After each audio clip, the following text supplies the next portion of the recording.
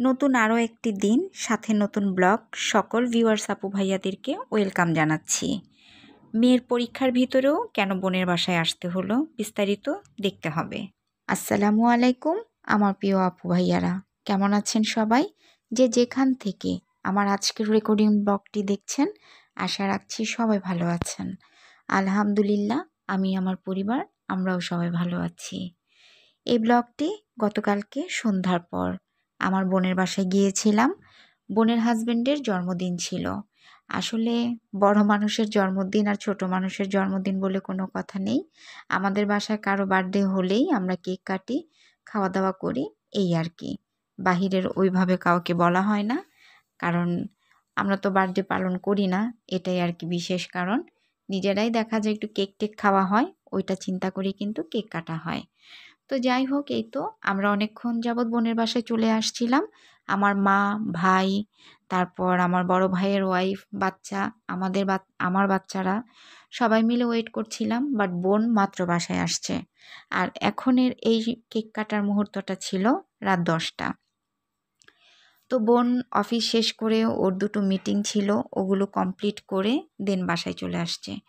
আসার পর এখন এই তো আমরা একটু কেক টেক কেটে নিলাম।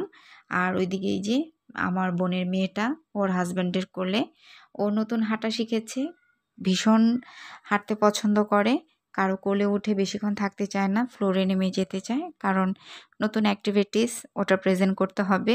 বাচ্চা আর বড় যেটাই হোক না কেন, নতুন কোনো কিছুর সাথে যুক্ত হলে সেটা বারবার রিপিট করতে কিন্তু ভীষণ ভালো লাগে। তো যাই হোক, সকল বাচ্চাদের জন্য অনেক দোয়ার ভালোবাসা।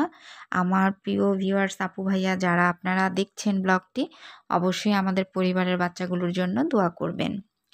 এই তো বোন আর বোনের হাজবেন্ড তারা দুজন একটু সেলফি তুলে নিচ্ছিল, আর আমি পাশ থেকে একটু ক্যাপচার করে নিলাম আপনাদের সাথে শেয়ার করব বলে। তো যারা চাকরি করে আসলে ওদের সব কিছুই একটা দণ্ডির মধ্যে থাকতে হয়। অনেক কিছু মন চাইলেও করা হয়ে ওঠে না, সময় সাপেক্ষতার মাঝে সব কিছু হয়ে ওঠে না। এই যে যেমন আমরা কিন্তু সন্ধ্যার পর থেকে সবাই ওয়েট করছিলাম, কিন্তু বোন কিন্তু মাত্র হাজির হলো। তো যাই হোক, এদিকে আমার ভাইয়ের বউ মজা করছিল, আর আমি কেকটা কেটে নিচ্ছিলাম সবার জন্য। আর আমার ছোট মেয়ে আর আমার ভাইয়ের ছেলে, ওরা কেক দেখলেও ওদের চারপাশে চকলেট, ক্রিম, এগুলা খুঁটে খুঁটে খেতে হবে, আর এগুলো দেখতেও আমার ভীষণ ভালো লাগে। তো ফাইনালি কেক কাটা ডান, এখন হচ্ছে প্লেটে উঠিয়ে দিচ্ছি।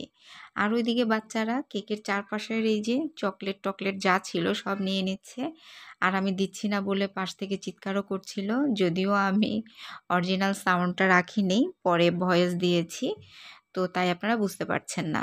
আর এখানে এই তো আমার দুই মেয়ে ড্রেসিং টেবিলের উপরে বসে আছে। আর এই তো আমার বোনের মেয়ে, সে কিন্তু এখন হাঁটতে শিখে গিয়েছে, আপনারা অলরেডি দেখেছেন আমার একটা রিলস ভিডিওতে। তো এই তো সে হেঁটে হেঁটে যাচ্ছে ওই রুমে। আর ড্রয়িং রুমে বসেছিল আমার আন্টি, আই মিন বেবির দাদু। তো দাদুর ভয়েস শুনে সেও হেঁটে ওই রুমে যাচ্ছিল।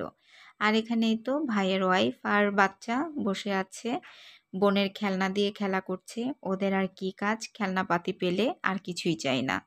যদিও আমার ছোট মেয়ে আর হচ্ছে ভাইয়ের ছেলে খুবই দুইটা লাগালাগি করে, খেলনা যে কোনো জিনিস নেই হোক না কেন, তবে জিনিসগুলো দেখতে বেশ ভালোও লাগে, এনজয় করি। কারণ আগামী 3-4 বছর পরে কিন্তু ওরা আর এইরকম করবে না, শান্ত হয়ে যাবে, পড়াশোনায় ব্যস্ত থাকবে, এই আর কি। বাচ্চাদের এই মোমেন্টগুলো একটা সময় কিন্তু আসলেই থাকে না, তখন আমরা বড়রাই অনেক মিস করি। যার জন্য ছোট বেবির ক্ষেত্রে সব কিছুই ভালো লাগে। রাগ অভিমান তো থাকবেই, তার মাঝেও ভালো লাগাটা কাজ করে সবচেয়ে বেশি। এখন খাবার পর্ব, চলে আসলাম ডাইনিংয়ে। যেহেতু বোন চাকরি করে, আজকে বাসায় রান্না করেনি, সব খাবার কাচ্চি ভাই কাচ্চি থেকে অর্ডার করা হয়েছে, সাথে বোরহানিও ছিল। মোটামুটি সবাই আমরা যতটুকু খাবো খেয়ে নিচ্ছিলাম। সন্ধ্যায় এসে যদিও অনেক নাস্তা করেছি, যার জন্য পেট ভরা। আমি অল্প করেই আমার জন্য একটু কাচ্চি নিয়েছি, হাফ গ্লাস এখানে বোরহানি নিয়েছি। এখন খাবারটা খেয়ে দেন বাসায় চলে যাব, কারণ রাত কিন্তু হয়েই যাচ্ছে। আর ওইদিকে ঠান্ডা একটু একটু পড়েছে, রাতের বেলা দেখা যায় বাতাস একটু বেশি। ব্লগটা ভালো লাগলে লাইক কমেন্ট করবেন। আজ এই পর্যন্ত।